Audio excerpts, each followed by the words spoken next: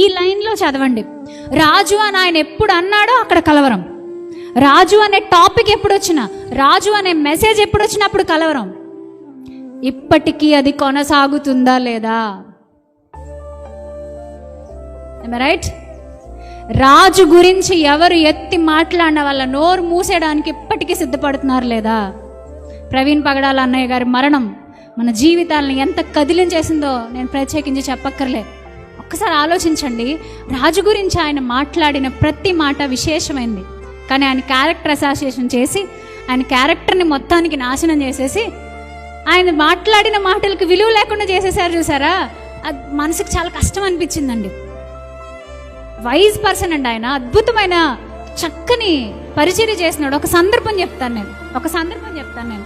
ఇది నేను నా వ్యక్తిగత జీవితంలో ఆయన చేసిన పరిచర్యకి నాకు అనుభవాలు ఉన్నాయి కాబట్టి చెప్తున్నాను. ఆయన చనిపోయిన తర్వాత ఇవన్నీ వస్తున్నాయి. వచ్చిన తర్వాత నాకు చాలా బాధ అనిపించి అక్కడ ఉన్నటువంటి ఒక అక్కను అడిగాను నేను, మనం ఆయన వదిలేసిన పరిచర్యని కొనసాగించడానికి ఏమన్నా దారి ఉంటుందేమో. అనాథ పిల్లల్ని ఎవరినో తీసుకొచ్చి ఆయన చనిపోవడానికి 10-15 రోజుల ముందంట వెళ్ళి ఆ పిల్లల్ని చూడడానికి వెళ్ళాడంట. ఒక రోజున ఆయన చూడడానికి వెళ్ళి వాళ్ళకి ఆయన చికెన్ మటన్ వండి పెట్టాడంట తన చేతులతో. వంట కూడా బాగా చేస్తాడండో, అంట్లు తోవడం మాత్రమే కాదు, అంత తగ్గింపు ఉందంట ఆయనకి. సో ఆయన తనే వండి పెట్టేంత ప్రేమ చూపిస్తే ఆ పిల్లలు తట్టుకోలేక ఏడుస్తున్నారు, ఇలాంటి మంచి అన్నయ్యని మేము కోల్పోయాం అని. అయితే నేను అన్నాను, మరి ఇప్పుడు ఆ పిల్లల పరిస్థితి ఏంటి ఆ పరిస్థితి? ఎందుకంటే ఇప్పుడు ఆయన చనిపోయి వెళ్ళిపోయినా ఆయన క్రియలు మాట్లాడుతున్నాయండి. నేనైనా మీరైనా మరెవరైనా నిందలు రావచ్చు, అవమానాలు రావచ్చు, మరెన్నో మాట్లాడవచ్చు, కానీ క్రియ మాట్లాడేదాన్ని ఎవరు నోరు నొక్కగలరా? క్రియ మాట్లాడుతూనే ఉంటుంది.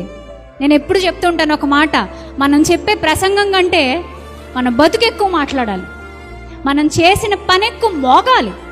ఆయన పని అలా మోగుతుంది. ఇప్పుడు నేను అడిగాను అక్కని, బట్ ఆయన వదిలేసిన పరిచర్యలో ఒక చిన్న పార్ట్ అయినా నాకు తీసుకోవాలని ఆశగా ఉంది, ఏదైనా ఒక్క దారి దొరుకుతుందేమో ప్రయత్నించండి అంటే, సుమారు 10 రోజులు ప్రయత్నించిన తర్వాత రీసెంట్లీ 2-3 రోజుల క్రితం నాకు ఒక విషయం చెప్పారు అక్క.